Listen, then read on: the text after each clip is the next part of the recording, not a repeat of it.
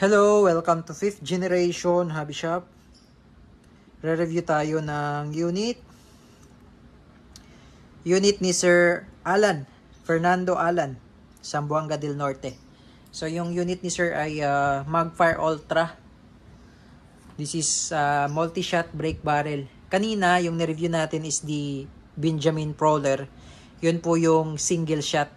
Ito, multi-shot, meron po siyang magazine. So, buksan na natin. So, may scope na rin siya. Yung scope niya, mas maganda yung scope niya compare sa Benjamin Prowler. So, tingnan natin.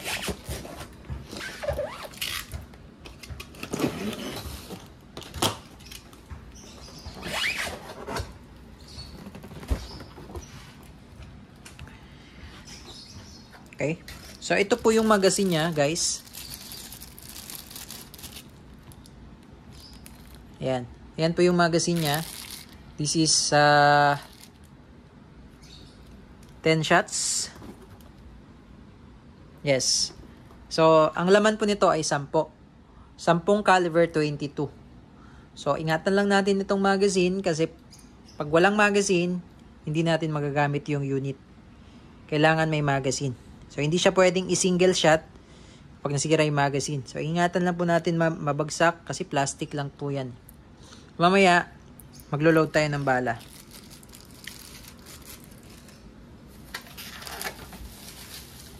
Ito po yung scope na kasama.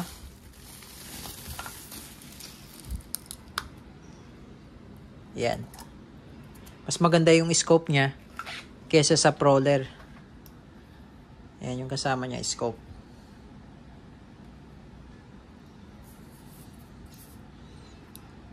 Center point. Kasama na talaga to sa out of the box with scope na siya. Ito yung optical zoom.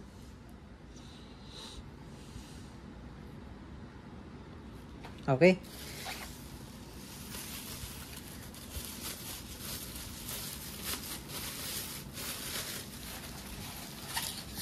Ito naman guys yung unit.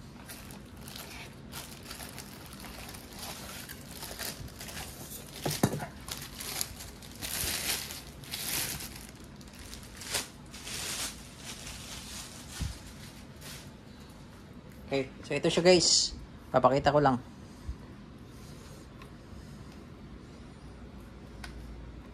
Benjamin Prowler. Ito natin lagay. Yan.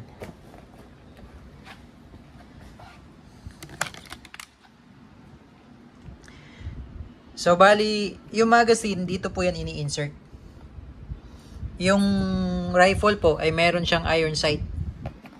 Yan. Mamaya pakita ko sa inyo. Mayroon siyang iron sight. Tapos meron din siyang, katulad sa Prowler, na meron din siyang suppressor. Yan. Yan yung design ng Magfire Ultra. Ayan po.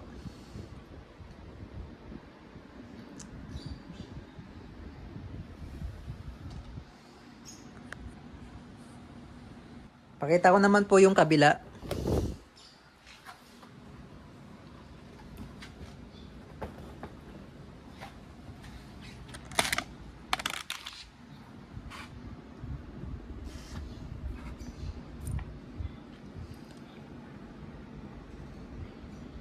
Yan. Tapos, ito yung kanyang sight. Yan. Mayroon siyang iron sight. Which is sa Prowler, wala. So, kailangan mo talagang lagyan ng scope.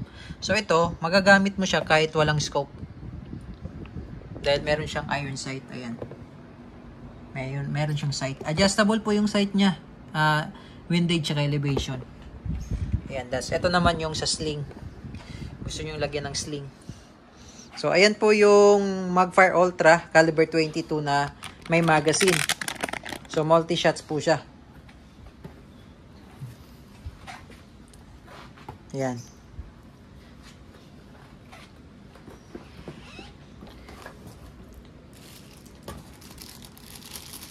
So, ito po yung kanyang magazine.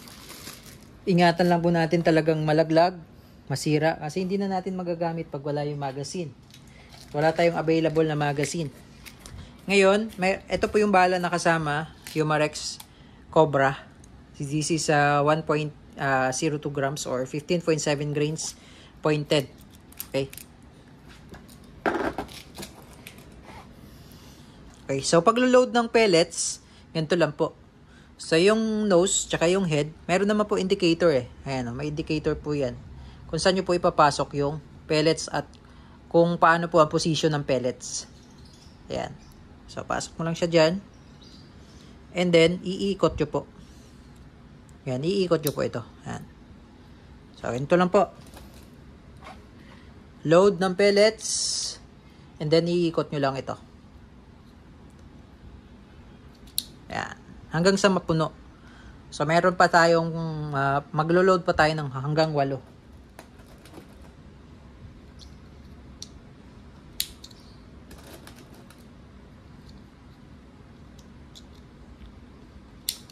Ang downside lang ng Magfire Ultra, kasi si Benjamin Prowler, nababalahan kasi siya ng ganito, guys. So, itong Ultra Shock, itong Ultra Shock ay pwede pong ibala, pwedeng gamitin sa Benjamin Prowler. Ito siya, guys.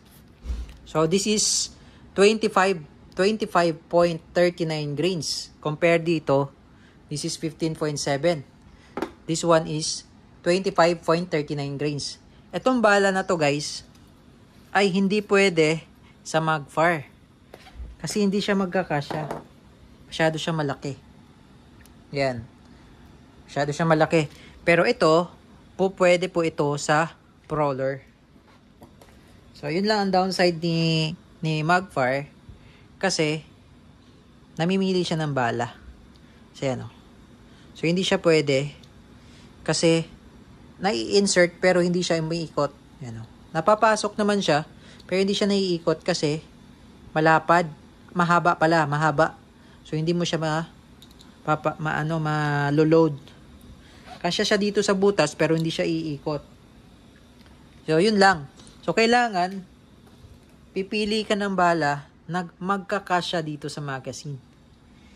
Yan. Katulad nitong Humarex na Cobra, pwede siya.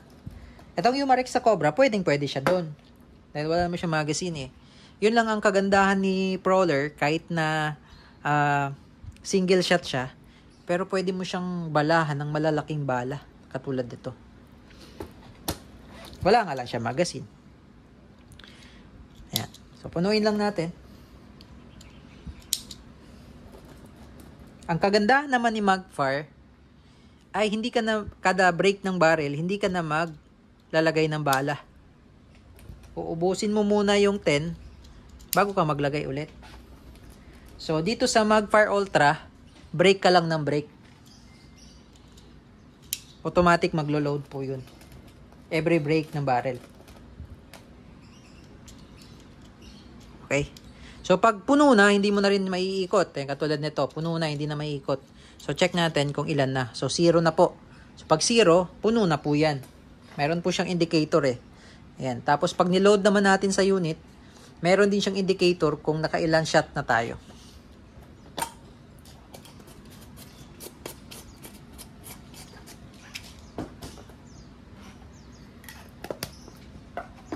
Okay? So, load natin sa unit, yung magazine. Insert nyo lang po. So, itong may number, yan, nakaharap po sa inyo. Ipapasok nyo lang po yan. Yan. Tapos, ididiin nyo lang po. Pupush nyo lang. Yan. Okay? So, ngayon, makikita nyo po dyan, dito sa part na to, makikita nyo po dyan kung nakailang shot na po kayo. So, babaliin ko lang po, ano?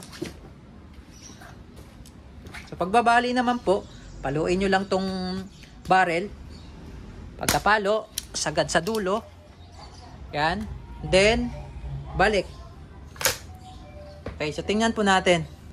Ayan, meron na pong number 1. Ayan, nakikita nyo po. Ayan, number 1. So, ibig sabihin, loaded na po siya. One shot po. Okay? So, ito po, meron siyang safety naman. Ayan yung safe. Yan naman po yung fire. Ayan yung safe. Yan po yung fire. Okay? So, chronograph testing po natin.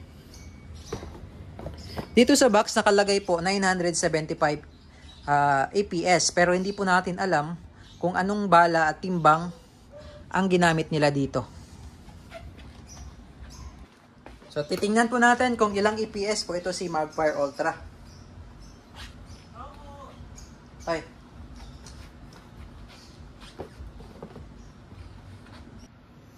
Testing na natin sir yung chronograph. Yung EPS.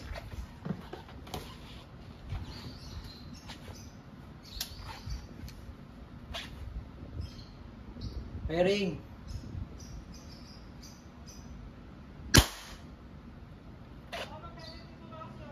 Walang data. Ulitin lang natin sir. Walang nabasa eh. So ito pangalawang shot. So meron po dyan number 2. So ibig sabihin pangalawang putok na tayo. Okay. Pairing. 703.5. 703.5. Ayan. Okay. Pangatlo.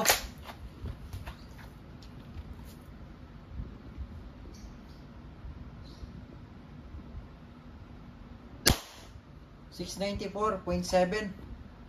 So ito yun nga si Magfire Ultra, bali ka lang ng bali, break ka lang ng break ng barrel. So hindi ka na maglo-load.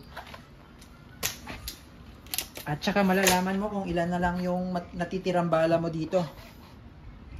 So yan, naka-apat na tayo, 4 na shot. Meron pa tayong 6. 694 yung huli. Ayan, 694.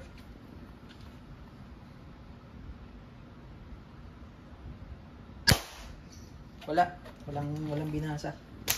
Walang data. Okay. Pang-5.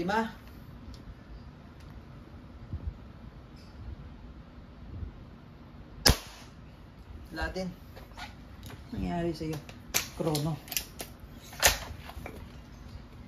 Pang-6.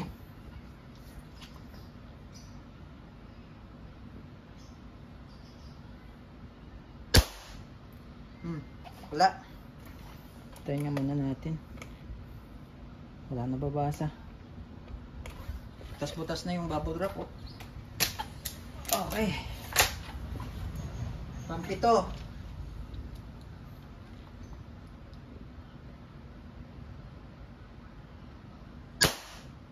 Wala pa din. Sobrang bilis kasi nung bala, hindi na nababasa. Okay, pang-8. Natin lagay.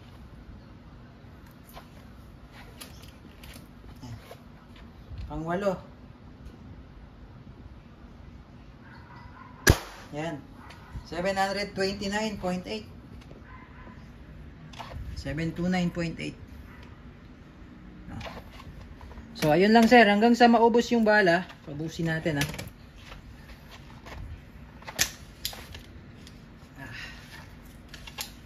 Okay. Pang-9. Ito. So, katulad niyan, meron siyang yan o.